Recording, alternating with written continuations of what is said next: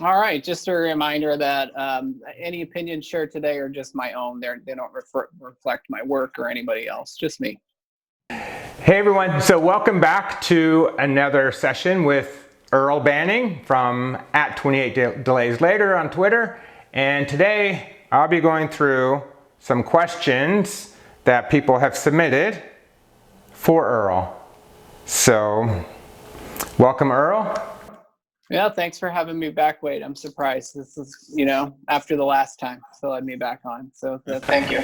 Surprised somebody actually wants to talk to you. Me too. Well, let's just start with the first question we have here. @Teslord1 asks, why does he hate freedom so much? Yeah. My hatred of freedom began as a young boy. Yeah, I think that's a good question because at least in the midst of this virus, that seems to be where the conversation is, especially with Elon's all cap tweets about freedom. Right, so to preface it, that's what this in regards to, for anybody watching this who's not aware of the all caps tweets from Elon Musk and your response to those. Yeah, so it feels like everything in Twitter that gets very polarized, either you want to open the country tomorrow and we can all be free and walk out of our homes and do whatever, or you're against that freedom, which I think is a little dramatic. I don't think even Elon is saying that we need to do that. Right. Most people you talk to understand that we're going to have to be cautious about this heading back out.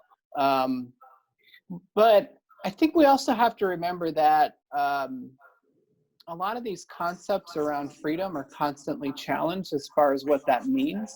You can't harm other people with your freedom. I'm not free to punch you in the face. I mean, there's just, although you might want to, I can't walk around naked with like a nuclear weapon or something. There's limits that we have that we all agree on as a society.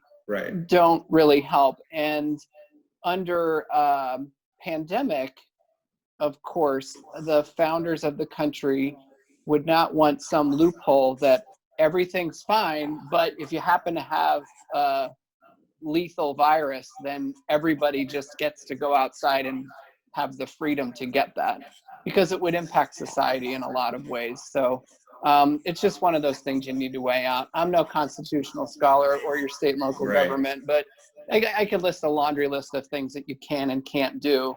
And this is just another one that in the midst of a pandemic, the government's there to keep you safe and your neighbors safe. And there's certain things that are going to be risky if you start passing the virus to everyone. There's even been people who have intentionally licked things in stores or coughed on people.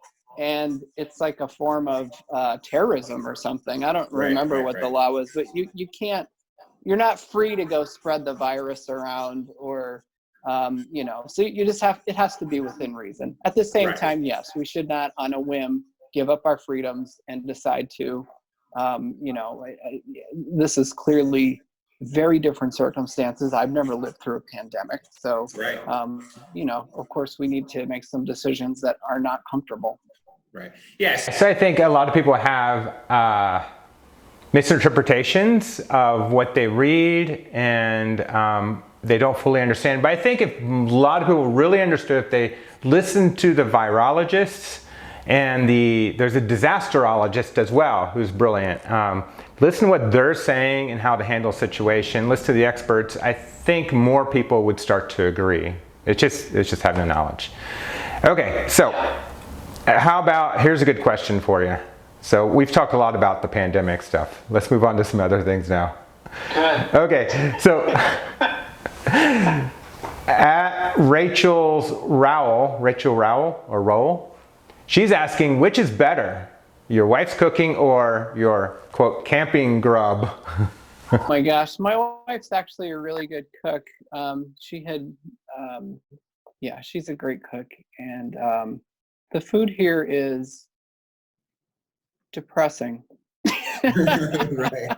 Or I should say, it's fine. It's fine. And sometimes it's pretty good. But I'll give you an example. There's just some level of creativity with menu items. I don't know if it's just because I'm in a different country, but one night I got a salad, and I was talking to, it was my whole wife's extended family. It was her mom's birthday. So we did a Zoom meeting and we're eating, and I grabbed a salad and I didn't really look at it, which is my fault. But I opened it and I laughed because it included the following things. There was a thin layer of lettuce on the bottom that was soaked in juices. And then it gets interesting. So soggy lettuce on the bottom. Yeah. Red peppers, black olives, pickles, jalapenos, mushrooms, not raw, like mushrooms from a can that are like cooked. And and then the amount of turkey that you would probably buy at the store for your sandwiches for the week, it was so much. And it was all soaked together into this like jalapeno pickle. It was, I don't know who chose those ingredients or why they thought they went together, but that was probably one of the few things that I just could not eat. I'm like, I just can't do this. Oh my gosh. So they're taking ingredients that they have, making stuff, putting it together, packaging it at your, like, you have a commissary, or what do you call it there? Yeah. So there's a DFAC over here, it's called. So because of pandemic, we used to actually have a salad bar, but now they've put the salads together for you so that we're not all there spreading germs. Yes. And sometimes they're great, and it's one of my favorite things. And but I pay more attention now. But but I really can't complain, especially I was picturing it to be pretty bad. So some days are really good, but not good, average. You also get used to it. So definitely missing home though. My wife still sends me pictures of things that they're eating as a family, and it makes just to torture you. Sad. Yeah. She makes soft pretzels sometimes that are really good. Yeah. And they make little sandwiches out of them and stuff. They're having those today. So do you have a favorite can't wait meal? to get back. Favorite of your wife's cooking? Yeah, she makes oh my god, I couldn't even. There's so many things she makes that I really like, but she does make a good ramen soup sometimes that she'll put together. Yeah, I can't think. There's so I don't want to think about it, to be honest. All right, so another question by the same person. If someone's dog prefers you over their owner, what does this mean? Is it possible you were bacon in another life? So we got some fun questions. Some are dog related in here. There's a lot to unpack there. I have never thought that I was bacon in another life, but I've never. It's never occurred to me to really think that through. But I'm gonna go with no on that for now. Okay. As far as the dog question goes, I don't know. Norman and Wilson are pretty manipulative. When new people come over, they'll be their best friend because they don't know all the rules of the house. So they will feed them things they're not supposed to, or they'll leave some of their items they brought somewhere, out and not pay attention to it. So I think they're just getting what they need. So realize dogs are smart and they know how to manipulate people to get what they want. Yeah, they'll get. Because the new person doesn't know the rules of the house. Yeah. And they know that. They'll give them a treat, they'll probably get a little more from them, but I think they still love me more. You think so? Okay, I think so. Let's go to @HeindeSayer. If Earl had a dinner date with Elon post-COVID-19, where would it be? What would be on the menu? And what is the most important question Earl would ask him? I think if I would love to go to, never mind. I was going to say I'd love to go to his house, but he doesn't, he's not gonna, He's gonna live in a Cybertruck or something, so maybe we'll just go there because he said he's getting rid of his possessions. Exactly, yeah. I guess we'd have to go to like a work setting or something, but SpaceX would be cool. I'd like to see all this stuff there. Gosh, what would be on the menu? I'm not really sure. All these questions about food are really upsetting. I think they have it out against you. It's another way of attacking you again off of Twitter. I don't know what Elon eats. I don't know if he's pretty picky. I think you have to let him pick what the menu is. What would you like to see on it? Well, that's so hard because I was just talking about ramen soup a minute ago, so that's all I keep thinking about. But that, I'm like, I'm having a hard time. For me, my go-to, one of my favorites is halibut. Halibut that's well made is really good. I used to live in Alaska for a while, and fresh halibut up there is amazing. Nice. Okay, so the other part of that question is, what is the most important question you would ask him? I'd probably mostly talk about pets in space and dogs and what's his plan. Is he gonna bring? Because we know you need a lot of things for society on Mars. Right. But I think that the companionship of pets and animals would be something that people would want and miss. And I don't know if it's possible to bring them there. I just don't know. So I'd like to discuss that. I think that's very, very important.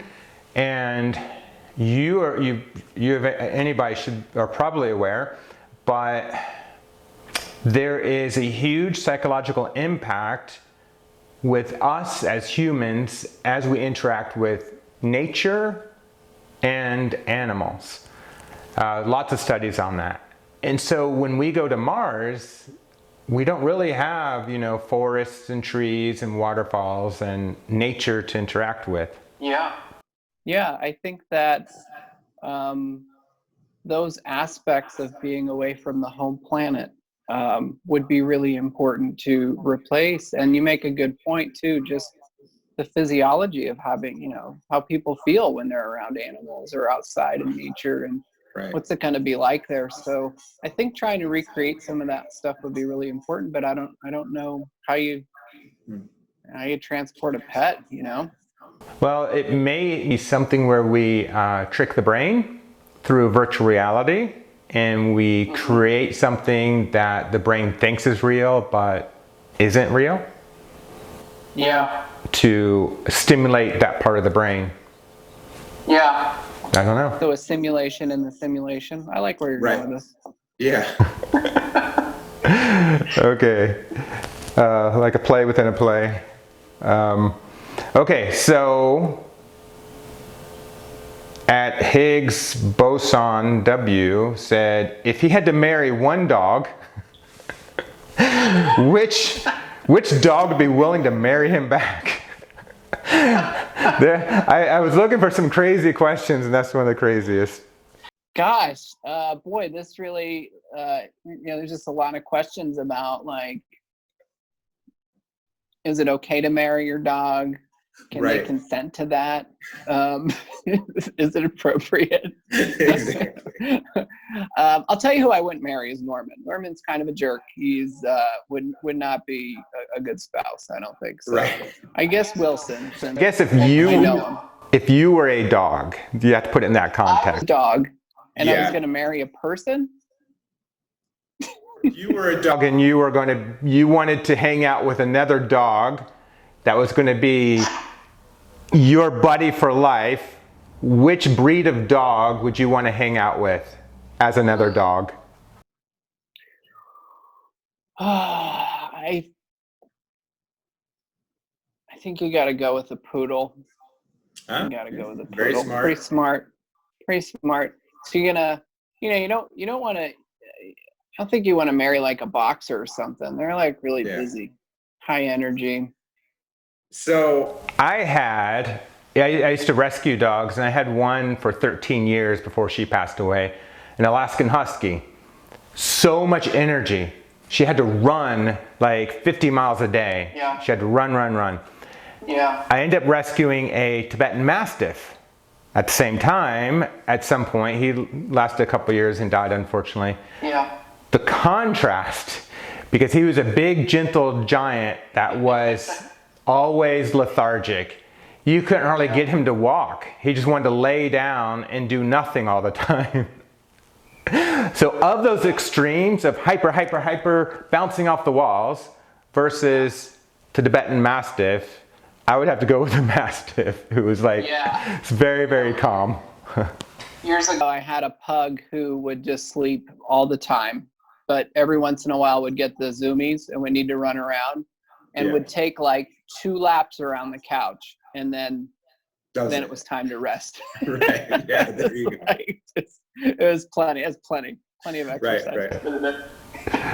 Okay, so at Tesla Explodes is asking, will electric vehicles and puppies make us a better society? Do you say Tesla Explodes? Yeah. That's okay. At Tesla _explodes. Some propaganda there. Right. So what was it? What was the question? Will electric Vehicles and puppies make us a better society? I think it is imperative to have puppies and EVs leading the way into the future. I think clean energy, pets. What more could you ask for? Yeah, and with all Disagreements, I think the one thing people can agree on are Frunk puppies. People like always Frunk puppies. That brings everybody together. It's true. You know, even before the Tesla short sellers had their block list, when I used to see more of them, they were always very nice about Frunk Puppy and would talk about it. And some just stick around. Some that use the block list don't specifically block me, just so that they can vote on the puppies and see my account for that reason only. So yeah, I mean, I think it's really, I don't want to use the word infectious, but it did go global. You know, people really caught on to this. It went viral, right? It did. So that brings another point with the Tesla Q people. I'm sure there's a lot of pro EV folks in there who are anti-Tesla. So it's probably interesting to think that there's some people in there that are good people you could have a good conversation with, but they're just blocking everybody, and they're in this sort of walled garden of just those people in their own little bubble, and they don't see the whole picture as well. And it happens on both sides. Yeah, I think it's a mixed bag. Some people truly just short Tesla because they feel like the stock is going to go down. There's not a lot to it. They're just traders. Just for the money, Yeah, some of them really don't like Elon, and you can tell the difference there. And then there's all sorts in between that just like some of them even like the cars. I had a coworker who had an order in for a Model 3. I wonder if they ever got it, but they shorted the stock too. So I don't know. Look in the financial benefit. They like the car. They had driven my car. They love my car, but they also felt like the stock was going to go down, and it was nothing. Okay. And sometimes you're very right. It certainly does. Right. So as we've seen on Friday. Yeah. It's a really mixed bag. There's some of the people who, some of the accounts, and I truly enjoy them, and I'm glad they don't block me, and we don't see eye to eye on Tesla, but that's okay. And anybody who's made a big difference throughout history, they were different. They pushed boundaries. They upset a lot of people along the way. You look at history, the true Renaissance people throughout history, they didn't conform to societal norms. You're right, and I said that about the Cybertruck, as we were all inundated with inside EVs pictures. Remember, they kept making pictures of the Cybertruck and before it came out, and it was torture because there's always something new, and some of them were terrible, but some of them were very benign. They just look like might as well be a Ford F-150 with the word Tesla on it. And I kept saying that I really hope it's polarizing. I really hope people don't like it, because if everybody liked it, it really would have been pretty boring, and it wouldn't have been Tesla. I didn't know what I was in for. When it rolled out, it still seemed like, well, nobody did. Yeah. I forget who tweeted that at me, like, oh, you got your wish. It's like very polarizing. But that's the whole point, and it wouldn't be a Tesla otherwise. And of course people don't like it. And that's by design, I think. There's, they could easily make a truck that most people would be like, oh, that looks just like a truck. I'll buy that. That's an EV. And Tesla fans would like it because it's a Tesla. And the truck people would like it because it looks like a truck. But I really would have been upset with that. I would not think that was the way to go. But they really went the other direction with a spaceship. But I think once you start seeing them on the streets, people will love them because they're different, and a lot of people want to stand out. They want to be different. I think you'll see a lot of people buying them, putting wraps on them to make them look even more different. And I think across the board, even the big four-wheel drive driving, Dodge diesel 3/4 ton trucks, I think they're going to like it because it's going to be more powerful and will have a lot more features than what their truck has for a lot less money. Because they're paying like 70 grand. It's not that expensive, and you don't have to put gas in it, just right there. Right. You can run all your power tools off it all day long on a job. Yeah. So anyway. I think they're going to sell more than, I don't think the auto industry is really ready for Elon to be cranking out these trucks that don't even need paint, that don't run on gas. What are you going to do about that? They're going to sell just fine. You can't get a door ding in it. I mean, it's really exciting. I'll be parking up close from now on. No more at the back of the lot. Yeah. I'll be like, yeah, go ahead, try it, buddy. Ding me that door. People are going to be throwing spears at the windows all the time. It's just going to be, I'm going to get the insurance that they pay for your glass, because, it's going to happen. So, moving on, at Faster for IR, what's his inspiration for the dog tweets? Might be a pun there. They are the best.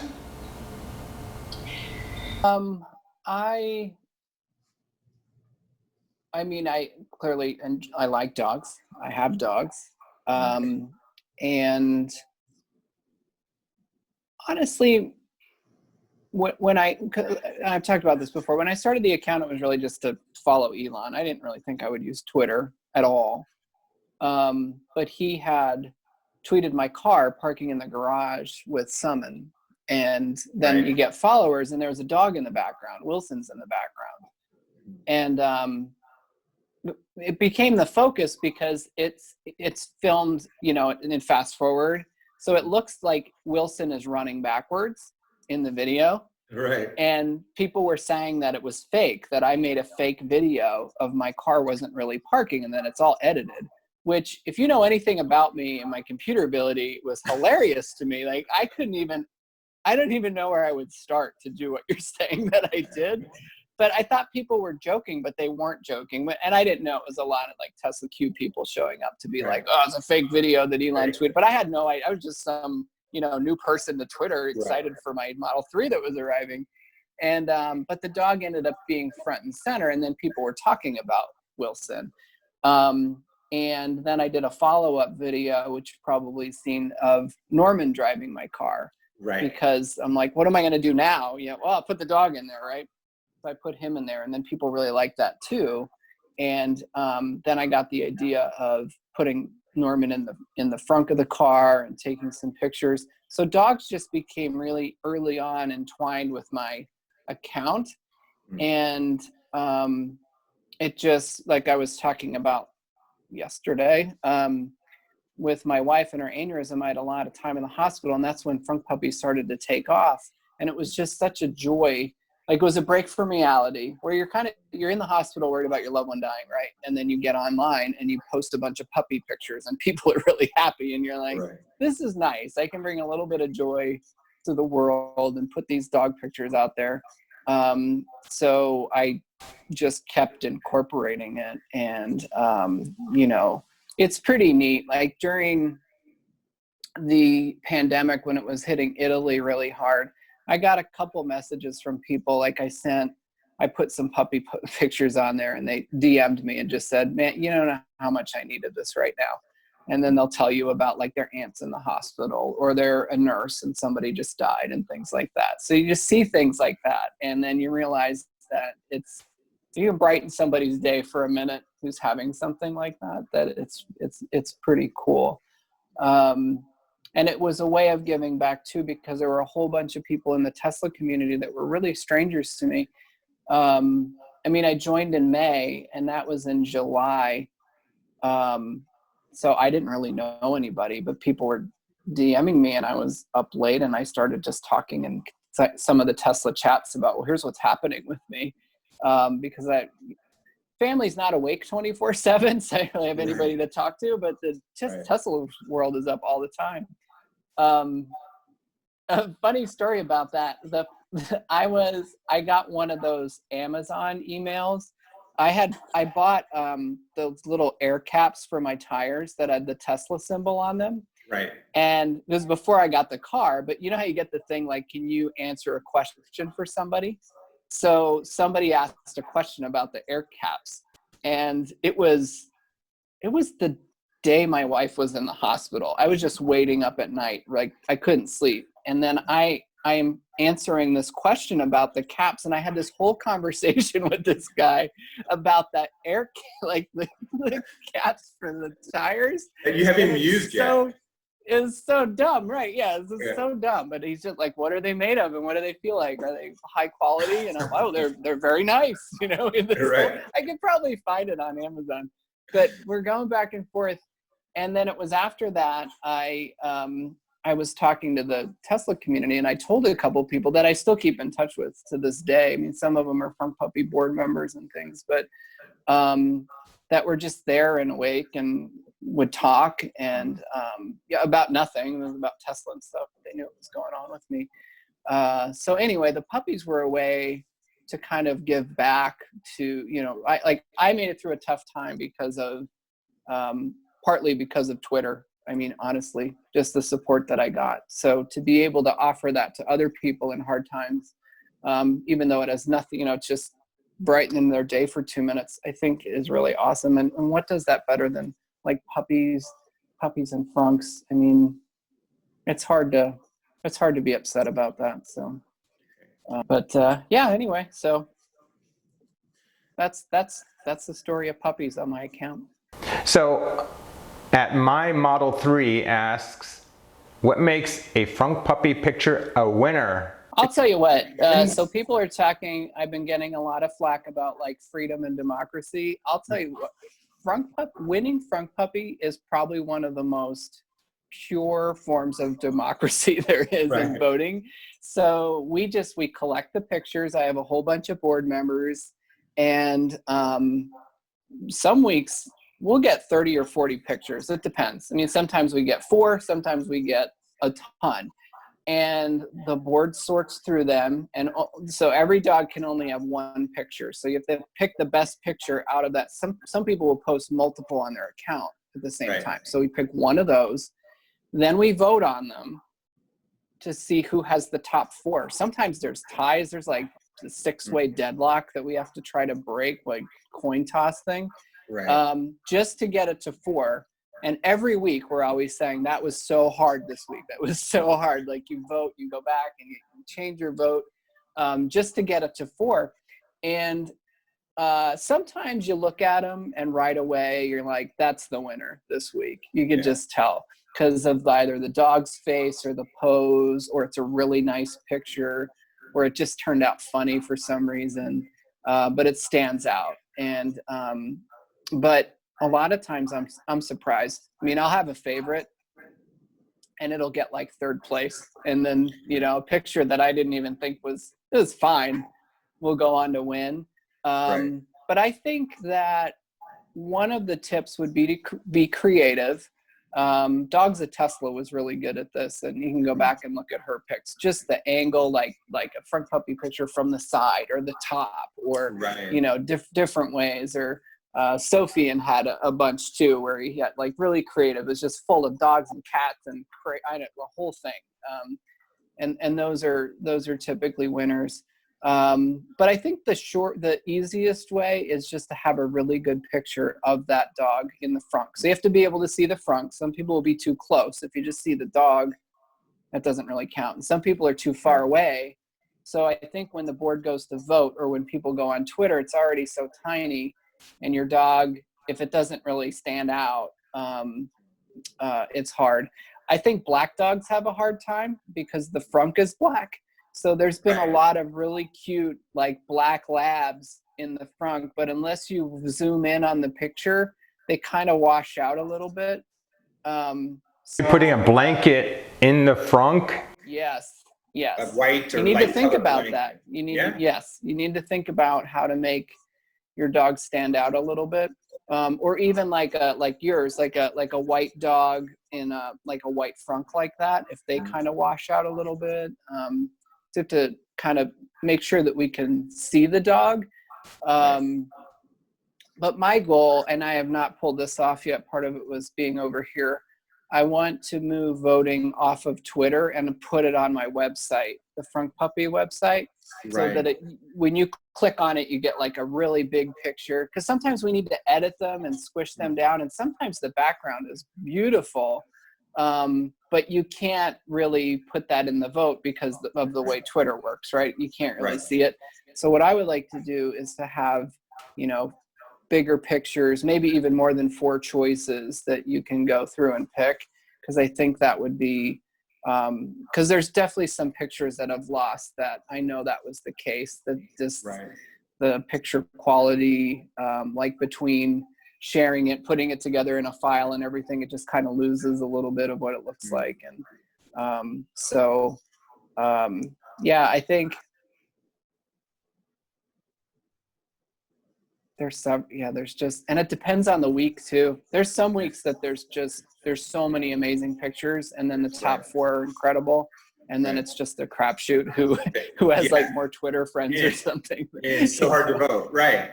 Yeah, it's always hard, but that's a really good topic. I would love to have, and I'm trying to plan this, to have like a Zoom with all the Frunk Puppy board members so that they can talk a little bit about that process.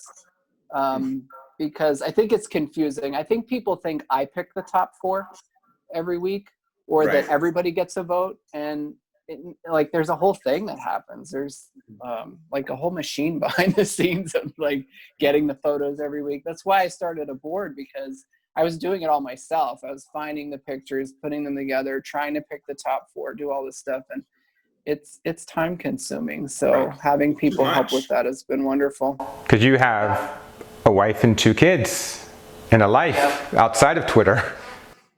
Yeah, right. So it's really good to have help. So what does your wife think about this popularity you've had in about 2 years, almost 2 years now? It's coming up on a 2-year anniversary. Yeah. She thought it was about the dumbest thing. She didn't understand it. Like, what do you do? I don't understand. And I don't even know how to explain it to her. Right. And she's going through her own recovery and everything at the time, and none of it made sense. But when I explained it to her as something positive that came out of her health condition, and then I showed her kind of pics around the world, like of all these dogs, and, like Taiwan and just like random places. And then she started to get it. And I was trying to, like, a couple times I've done fundraisers and things and raised some money with it. So she's come around on it now, and thinks it's pretty cool, and tells other people about it. I would say she's a fan now. I mean, she took pics when I was away just a couple weeks ago, with the kids in the car and stuff. So yeah, she's into it now. Cool. Maybe you'll have an annual Frunk Puppy Dog Show in Ohio. Yeah, I had a get together last year. I mean, when people used to get together, we did a fundraiser. It was right after there was a shooting in Dayton, the mass shooting. If you remember that, it was the day after that. But I had it anyway because I figured it wasn't. I mean, it was in Dayton, but it was not close to where that was. But but we had this group called Pets for People, and it's a bunch of high schoolers that started fundraising for kids with disabilities to get service dogs, and service dogs are very expensive. They cost like 30 grand or more. Yeah. And it's just kids, and they're on their third or fourth dog now that they've gotten for disabled classmates. Yeah, it's amazing. So they were coming, and I didn't want to cancel it. And then, of course, 28 Teslas showed up to the get together. We raised a few $1,000s for 28. We raised a few $1,000s for the Pets for People to go towards their charity, and it was really cool. It was great. CNBC came. They filmed the whole thing. It was really awesome. I missed that. They have not. They told me it would be out. They said definitely not by December, but probably before July of this year. So I haven't heard anything, but they filmed a whole bunch of people around. Like it's about non-California crazy Tesla fans, and of course they reached out to me and they came, but they filmed everything. I drove around with my car, and they were filming. The guy was driving a drone and just took all these shots and everything. Tesla Tidbits was there, and a whole bunch of people, but it was pretty cool. My daughters got interviewed, but they're like, we might use a minute of this. We might use, it was all day. I was with them all day. Wow. Yeah, it was fun. I put the person who was interviewing me, I locked her in my car and put on dog mode so that she could experience it. So I have a picture of that. It looks kind of funny. That's fun. Like stuck in there. Right. But anyway, really good day. Got to actually meet a bunch of Twitter people in person. People drove in from Chicago and Indianapolis and Cincinnati, Columbus, all over the place just to come and do this. So it was the first time I've ever done that. It was really fun. Wow. And I planned on doing one this summer, but I didn't know I was going away. And then of course I didn't know about a pandemic. So who knows? Hopefully we can still do something when I get back. But okay. So it might be an annual event eventually. Yeah. Great. I would love to do that. You mentioned 28. There's a lot of people who probably still are unaware of where 28 delays later comes from. Yeah, I answer this question a lot, and I bet you do. It was, like I said, I was just really quickly setting up a Twitter account just to follow Elon to learn about Model 3, and but I was a day one reservation holder with the Model 3, and it seemed like it was going to be delayed many times. And one of my favorite movies is 28 Days Later. Right. So that was it. That was the whole thing. But then when Elon retweeted my account, people knew me by, I got more followers and they knew me by that. So I just kept it for a long time. And now I've just been stuck with it. So, but yeah. Ryan McCafferty talked about me a few times, and I forget what he would say. He butchered it for a long time. Because more than once he mentioned me, but every time he butchered it. And what's that other show? Now You Know. Once they quoted me, but by then I had changed my screen name to Earl of Frunk Puppy, but they said like Earl of Franken Puppy. It's pretty funny. So yeah, my Twitter account name's been mangled a few times, but it's cool. Yeah. Okay, so Joe at JD1980MMO says, Earl, do you have a stunt double?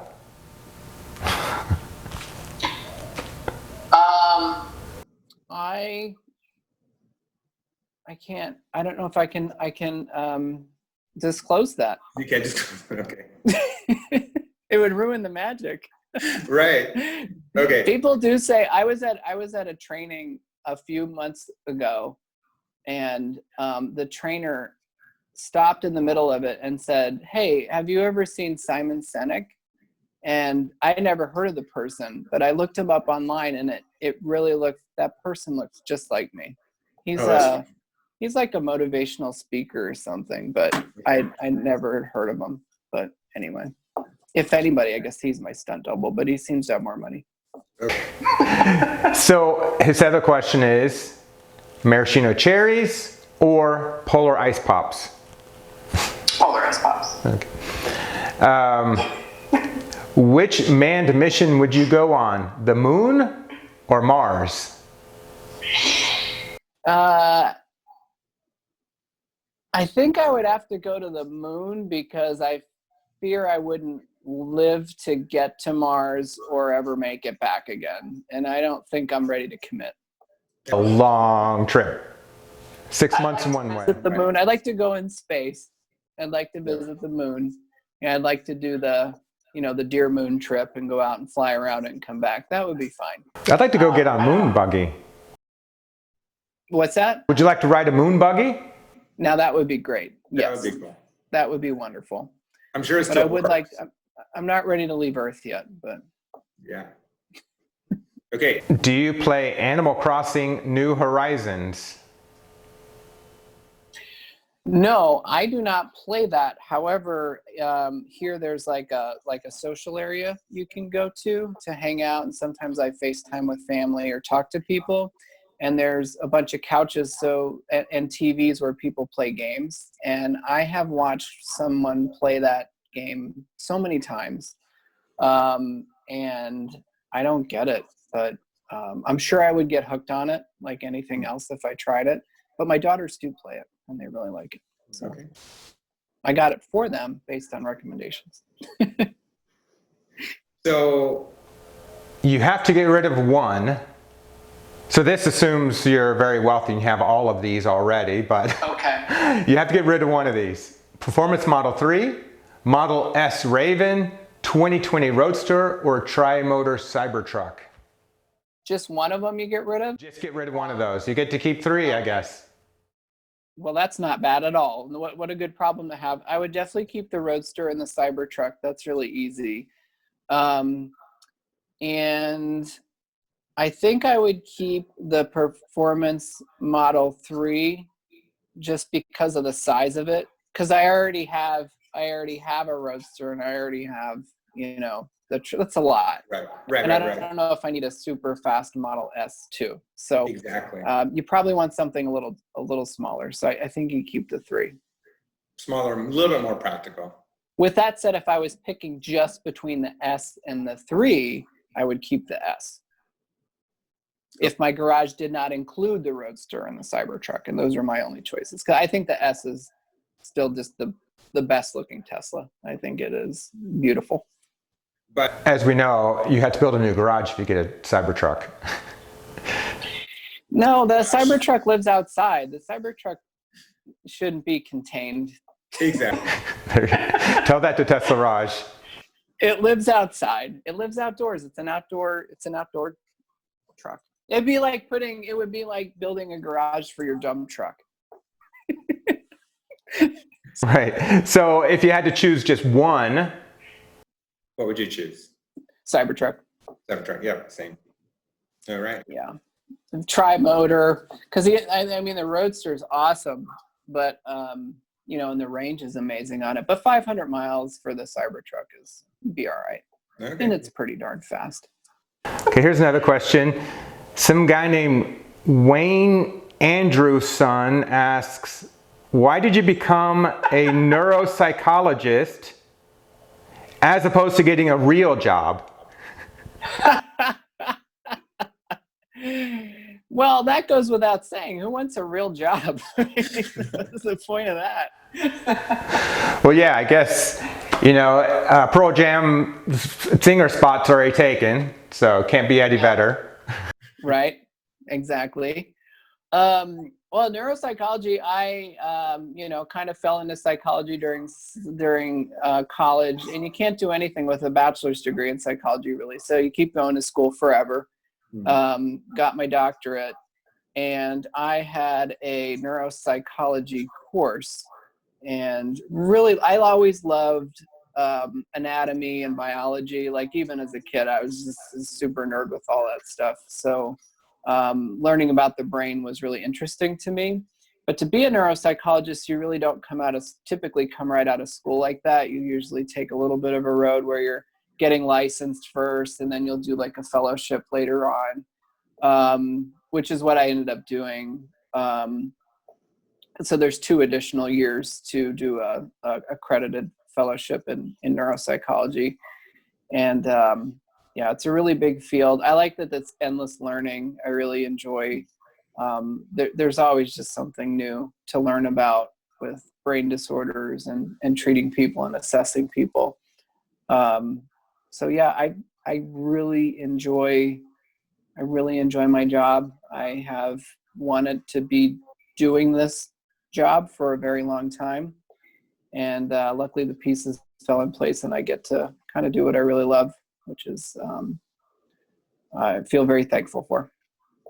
So how about you? Anybody that you look up to, that you find inspiring? Like in general? No, that's hard to say. I mean, there's so many people in my field that I don't know if I could pick somebody, to be honest. But outside of my field, to bring it back to Tesla, I think Elon is really inspiring. I had a lot of interest in space and science growing up, and I think I kind of grew out of that or something. Or, you kind of get on with life, and if you don't do those things, you don't spend time thinking about it. And it was really SpaceX and watching these launches that really got me back into wanting to learn about space and current things going on again. And I think about when generations past, it was so exciting when we went to the moon and all those things. Right. Like everybody rallied around that. And then my only memories of the space program, I remembered the Challenger blowing up when I was pretty young. Right.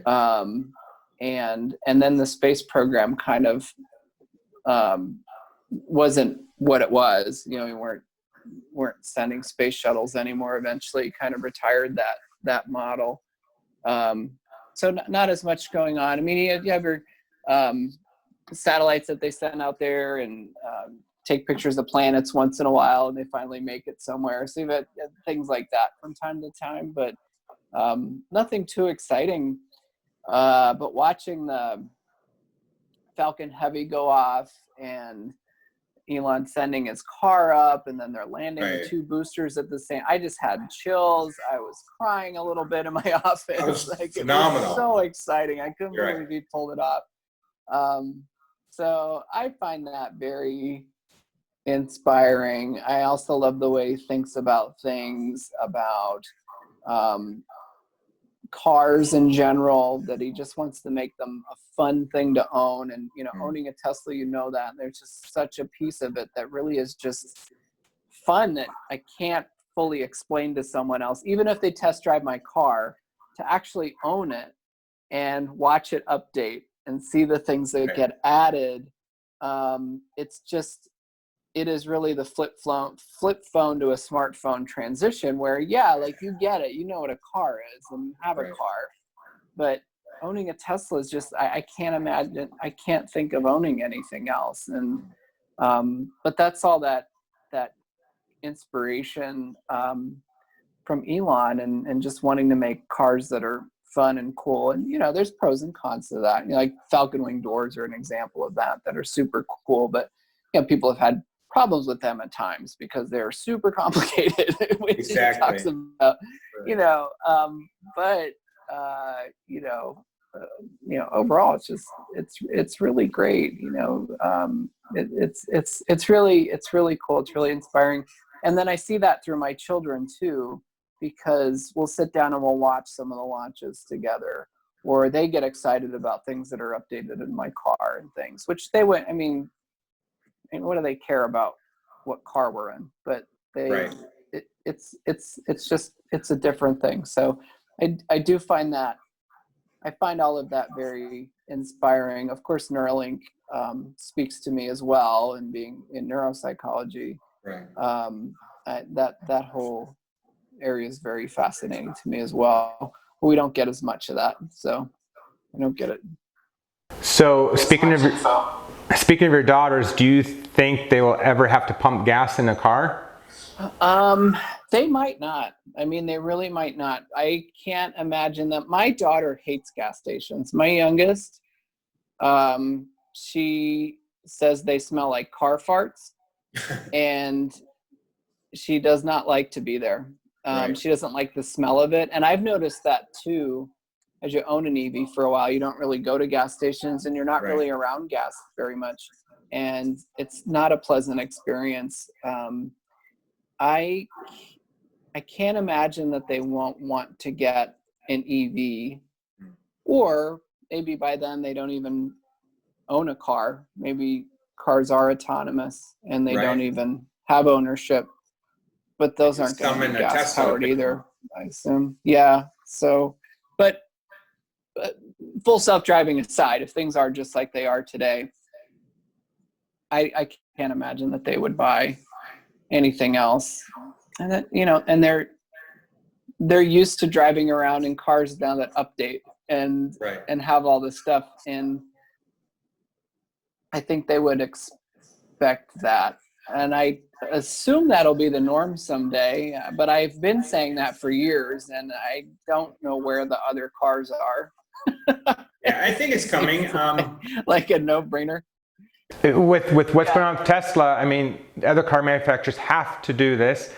And if nothing else, Tesla's going to keep building more and more factories. It's going to be more and more out there, and the price is going to get cheaper and cheaper.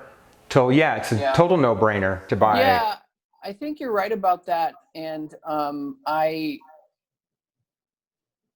felt like it was coming, but now with this pandemic, and you see car companies have to turn inward again and just survive, and it's really not the time for big, risky jumps of let's switch to EVs, or let's have this expensive EV project. I think they just need to stay on their feet and sell their ICE cars and try to survive for a while.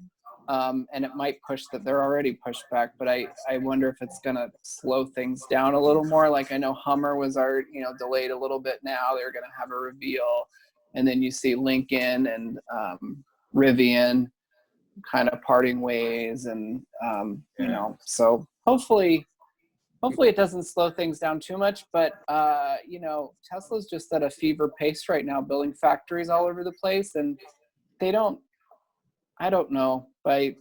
It's hard to stop progress. There'd be a few trucks on the market before Cybertruck, and now Cybertruck might end up being first. How are you going to catch up to that thing? It's a cheap build. Good luck. I think worst case scenario, we're pushed back 1 year. In the whole scheme of things, you look at the next decade, 1 year isn't that big of a deal. Yeah.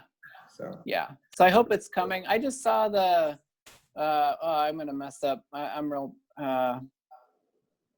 it's the Volvo EV crossover. I don't know if it's the XC90 or 60, or I always mix them up. Anyway, it looks really nice. I just was reading the specs today, but everything was in European. It was in pounds, and the range was 400 kilometers, and it was 60,000 pounds, and 248 miles range, or something like that. But anyway, it looked nice. I think that whole lineup, Volvo and Polestar, and I think those are very nice. I think they'll survive. But I'm excited for VW to get their act together and start cranking out cars, because I think that's going to be the real game changer. Because they can make a lot of cars once they get their software down. That will really start to shift things, I think, more so in Germany. Germans want, they want EVs. The sales are going up, and I think if they're on board and cranking out cars, it would be harder and harder for other car makers to really not commit to EVs, is my hope. I'm doing a quick check for any more questions. See if anybody posted recently. Oh, does he listen to Snoop Dogg, Snoop Lion, or Lil Bow Wow? Snoop Dogg, definitely. Snoop Dogg. That's a good question. Do you have a favorite dog-themed song? No, I don't think so.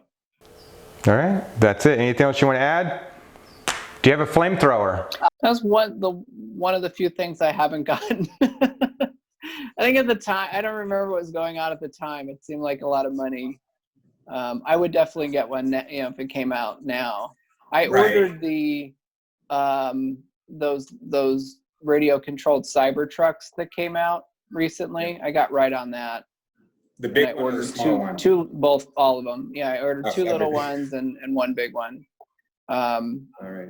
Just because. And as soon as I ordered that big one, it sold out like right after that. So yeah, a lot of merchandise is they become collector's items. Yes, that was how I talked myself into it. Yeah. But I have to wait till December for that. But yeah, I wish I would have got surfboard and the flamethrower. I missed out on those. I just thought that was a lot of money. Surfboard sold out really fast, if I remember that correctly. Yeah. I feel like I just had gotten wind of it and checked, and it was like already sold out. But I don't know what I would have done with that. All right. So if you had to give your Cybertruck a wrap, what color would you do? I really like it in black. I don't think. Or glossy. I don't think I could pull off the. But I think it would look really good in a camouflage wrap. Ah, there you go. I think that would look really cool. But I don't know if that's really me. I think black looks really nice. But I don't think I'm gonna wrap it. I think it's like iconic, I feel like there'll be a lot of that, and I think it'll be really cool. But I feel like it's kind of neat that it's not painted, I think that's like a DeLorean cool. Isn't painted. Yeah. So I don't plan on wrapping it. Although if they do have an option, which I don't know if they're going to do now, a black one, I might think about getting that. Okay. But because he said that originally, but then more recently he's been talking about wrapping it. So that makes me think that I don't know if they're going to make a black one. I don't know why, because paint costs so much money, it's difficult. So wrapping cars seems to be cheaper, easier, and no paint defects in a wrap. I know. What a big savings too. You don't have to build the permits and stuff for paint shops and the expense of it, and messing up paint, bringing cars back. We don't have to do any of that stuff. They should do that with all cars, I mean, I think that's the issue as well. What do you make them out? Like, how you have to make them out of a metal that you can stamp like that, and I don't think they can really. It's very, very difficult to stamp the Cybertruck, because that's why it's just folded like that. Exactly.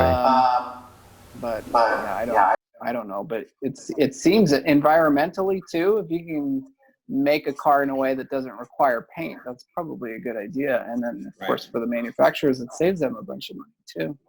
Yep. Absolutely. Okay. All right. Well, really appreciate you coming on again. Yeah. Thanks for having me on. Answering these questions. And want to tell everybody, thanks for watching. Next time we'll talk about Frunk puppies more. All right. Sounds good, Wade. Thanks. All right. Thanks, Earl. Take care.